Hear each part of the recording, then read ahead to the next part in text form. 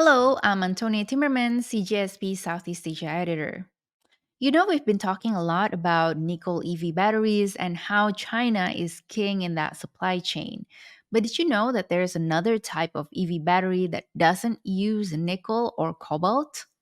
Yes, it's called lithium iron phosphate or LFP. And that's right, China is also a dominant player in the LFP space. Chinese EV brands like BYD, Wuling, and Neta have been very successful in penetrating markets around the world with cars that use LFP batteries. In fact, LFPs have reached their highest share in the past decade, driven mainly by Chinese manufacturers. Around 95% of the LFP batteries for electric light duty vehicles went into vehicles produced in China. And this is very interesting, BYD alone represents 50% of the demand.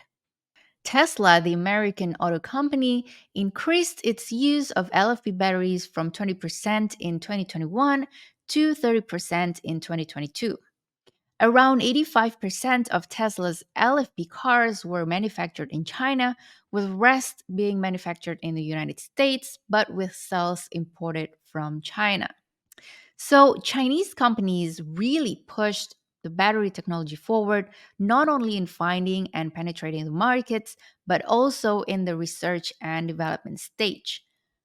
BYD, for example, using the LFP tech, they actually came up with a new battery called Blade.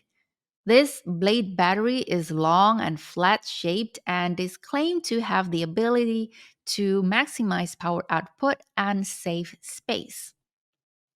Now, nickel based batteries are still dominating the overall EV battery market at around 60% market share, but LFP's popularity is definitely on the rise. LFP is claimed to be cheaper, safer, and has a longer life cycle. So, which type of battery will win? Well, the jury is still out. LFP doesn't use nickel, so its proponents claim that it's more environmentally responsible. Although I'm not really sure about that part since it still involves mining. And as time goes on, if we still abide by the idea of developing private vehicles for profit as the only solution to our climate problems, we'll need to do a lot of mining. So, what I truly think is that perhaps there is no one easy fix to our climate problems. And this is one of the pitfalls whenever we talk about technology is that we tend to hope that technology will be our savior and solve everything for us. In the case of electric vehicles, asking which one is better, LFP or nickel, is one thing, but perhaps there is another way of looking at this. Anything that involves any type of mining should be produced in moderation. And yes, that means everything. That means being mindful of our consumption of goods and our needs for mobility. And I'm not telling this to poor countries, I'm talking to the rich countries.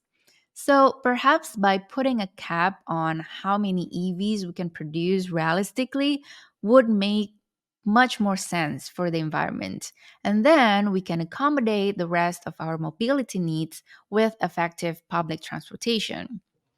Now, if people say that electric vehicle industry is important to develop for job creation, then I would say that jobs should be created because what they provide or produce will make things better for everybody and not just for the sake of creating jobs. And when we have good public transportation systems around the world, everybody will benefit, both the rich and the poor. So, why are we not talking about this more? Something to keep in mind in all of our EV debates and discussions. Thank you for watching. I'm Antonia Timmerman, and see you next time.